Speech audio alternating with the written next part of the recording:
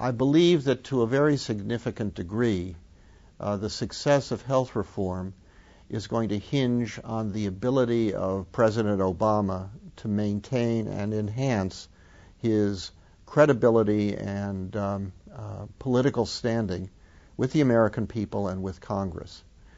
And that means that the economic recovery program, a measure of success for that program, I think is a critical component of health care reform. If the economy begins to turn around, and if some significant part of the credit for that is traceable and is believed to have been based on initiatives taken by the Obama administration, he's going to be in a very strong position to say to Congress that his plans were well considered, back me up on this next step, and he will be able, I think, to move ahead. If the economy does not recover well, then I'm afraid he's going to run into some very serious opposition, and it may jeopardize much of the rest of his program. If we want to reform the way in which we pay for and deliver health care, and I strongly believe it's an extremely important and highly desirable objective, then we've got to break the job down into manageable pieces and tackle them one by one. We've already begun this year. 3 very significant reforms have already been enacted. The first was an extension of coverage to about 4 million children, many of whom are not covered at the present time.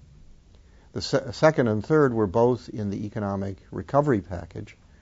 One was the commitment of a large sum of money to try and bring American health care into the 21st century with respect to information technology.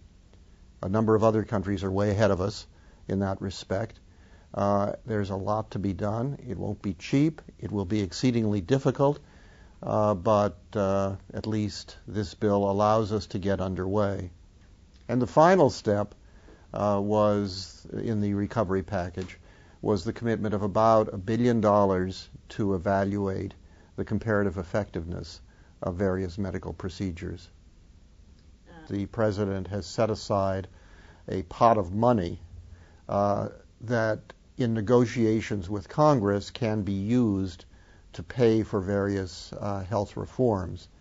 I regard the health summit that took place a few days later as an attempt to draw attention to the seriousness with which the administration plans to address health reform. It's put money in the budget.